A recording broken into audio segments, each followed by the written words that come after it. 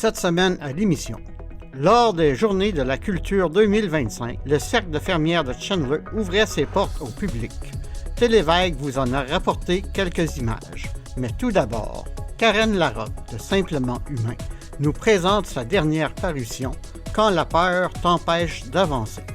Nous l'avons rencontrée lors de son lancement le 19 septembre dernier au Centre culturel de Passepébiac. Et c'est quoi le nom du livre de Karen? 1, 2, 3, go!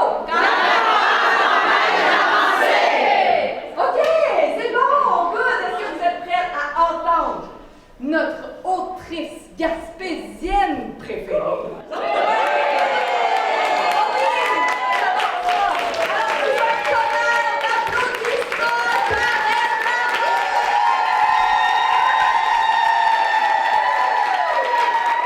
Bonjour Karen, aujourd'hui tu nous présentes ton nouveau livre. Aujourd'hui, c'est le lancement de mon livre. Je suis au Centre culturel de Passepébiac. Je suis entourée de mes amis. Je suis entourée des gens qui me suivent sur mes réseaux sociaux. Je suis entourée de familles. Je suis vraiment contente de la réponse de ce livre-là. Aujourd'hui, c'est une journée de célébration. C'est mon deuxième livre après « Quand le corps sonne l'alarme ». Aujourd'hui, c'est le livre « Quand la peur t'empêche d'avancer » qui est en librairie depuis le 17 septembre. Moi, je veux vous faire une démonstration, OK? En fait, c'est que je veux vous expliquer quelque chose, mais je me suis dit, je vais leur montrer. Puis après ça, vous pourrez l'expliquer, tu comprends? OK? Fait que là, admettons que je m'en vais en voiture, là, OK?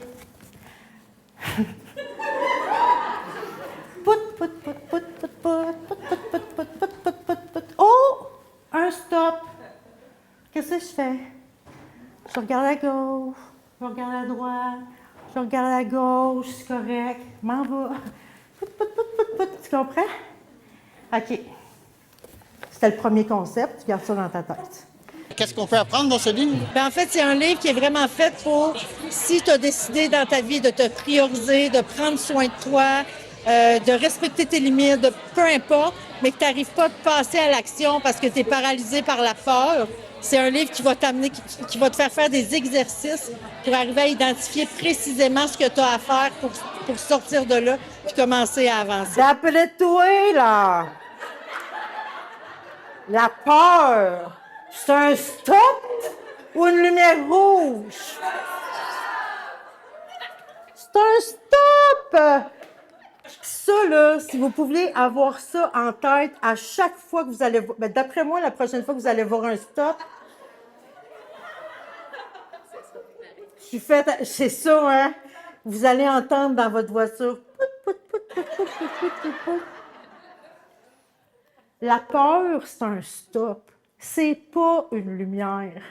Fait que quand tu arrives, peu importe la peur que tu as, que ce soit la peur du jugement, la peur de te faire chicaner, la peur... Quand tu arrives là, puis tu fais comme « Oh, j'ai peur de ça », c'est correct. C'est un stop. Tu vas regarder à gauche, tu vas regarder à droite. Il y a des choses que tu as à regarder, puis un coup vu, tu vas pouvoir avancer. Tu n'es pas là à attendre. Les stops, là, sont importants. C'est important, un stop. Quand je me promène en char, là, tu te souviens? Pout, puis que j'arrive à un stop, ça vient me dire, Karen, arrête ici de 2 minutes. Parce que là, tu pourrais te faire frapper. Puis je vais arrêter, puis je vais checker. Puis après ça, ben, je vais avancer. Il faut qu'elle soit là, la peur.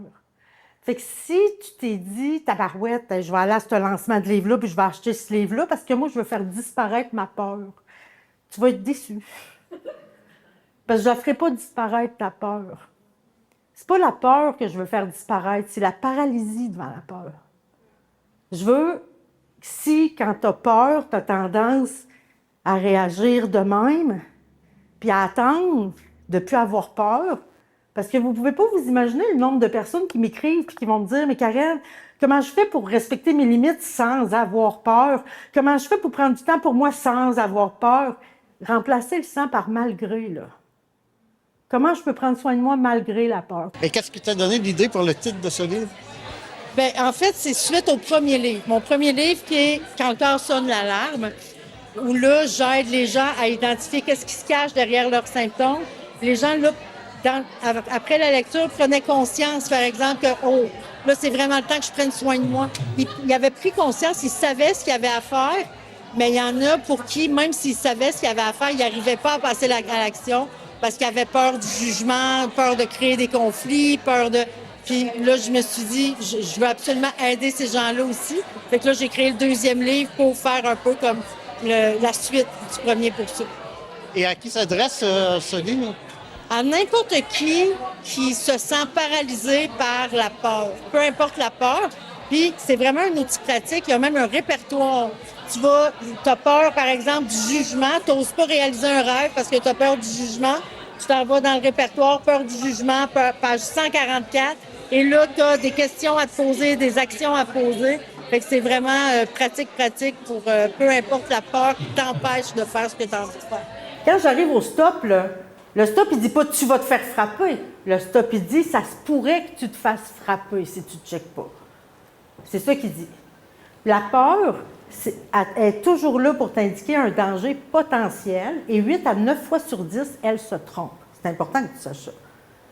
Parce que tu peux t'imaginer que dans ton CA, dans ta tête, admettons que toi, là, t'es le président de ta tête, là, présidente de ta tête, là, puis à ta table du conseil d'administration, tu as ta peine, ta colère, la peur est là, puis la peur, là, elle demande tout le temps. Mon Dieu, qu'est-ce qui pourrait arriver? Qu'est-ce qui pourrait arriver? Sa job, c'est de chercher les dangers potentiels dans ta vie, parce que sa job, c'est de te protéger. Elle ne fait pas ça pour te faire chier. C'est juste que si à chaque fois qu'elle te parle, tu dis « OK, de bord, je ne ferai rien. OK, de bord, je ne le ferai pas. OK, de bord, je ne le ferai pas », tu ne ferais jamais rien. Parce que peu importe ton projet, elle, sur la table d'administration, elle va trouver un danger potentiel. Fait que c'est comme...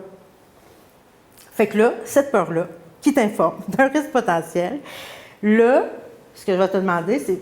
Sauve vos mains. Yes? Fait que là, dans la situation que tu étais en train de penser, je t'ai demandé tantôt, est-ce qu'il y a une situation devant laquelle tu n'oses pas agir parce que tu as peur? OK? C'est quoi le risque si tu agissais? Tu sais, parce que si tu as peur de quelque chose, c'est parce que tu vois un risque potentiel, là. Qu'est-ce qui risque d'arriver si tu agis? Tu n'as pas besoin de me le dire. L'important, c'est que tu répondes dans ta tête à toi. Hein? T'arrives-tu à identifier c'est quoi le risque?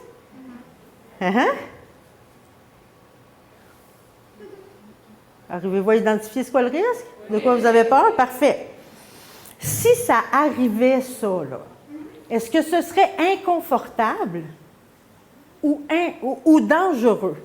Et toi, tu continues aussi tes conférences suite à ce livre? Là, ça faisait un bout que j'avais pas fait de conférence. Puis là, avec ce nouveau livre-là, là, ça va être, je pense que ça va être on the road again pour les mois qui viennent. Là, il y a déjà des demandes. Puis c'est ça, je vais aller partager ce message-là autant que je peux.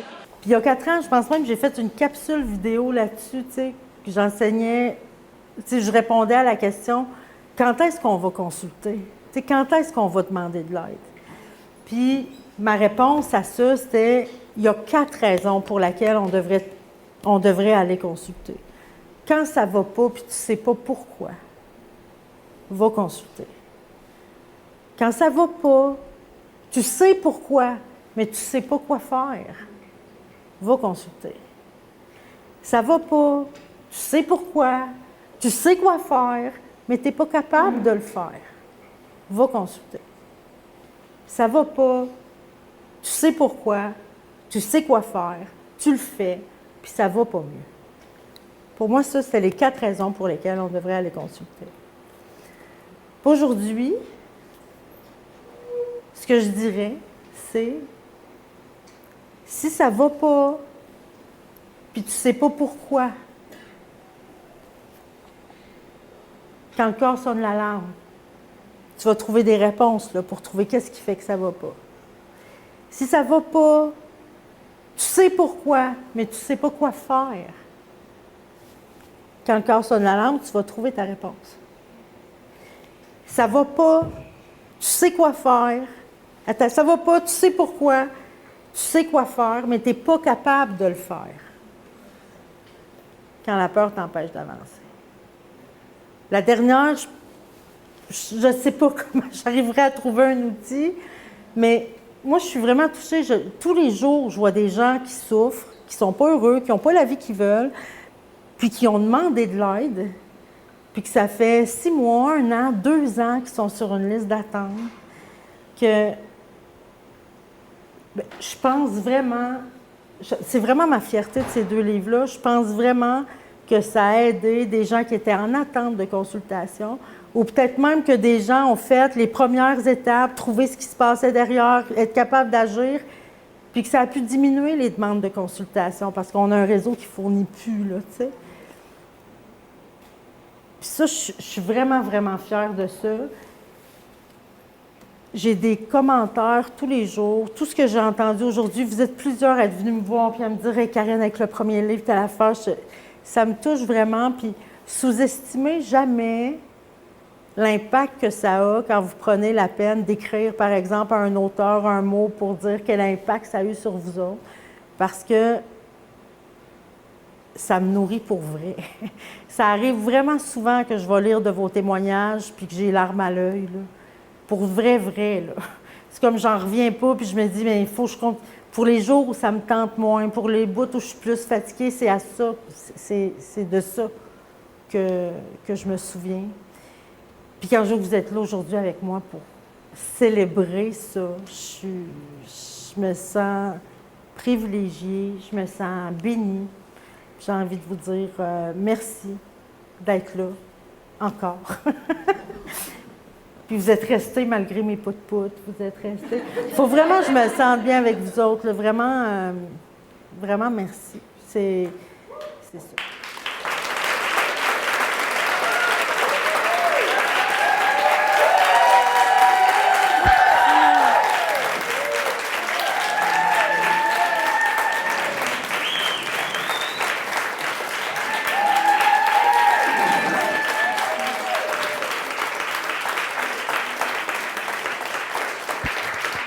Et à quel endroit qu'on peut se procurer le livre? Le livre est disponible dans toutes les librairies du Québec depuis le 17 septembre. Mais si vous voulez une copie dédicacée, vous pouvez le commander sur ma boutique en ligne. Vous allez trouver le lien sur mon site web simplementhumain.com. Eh bien, merci beaucoup. Merci.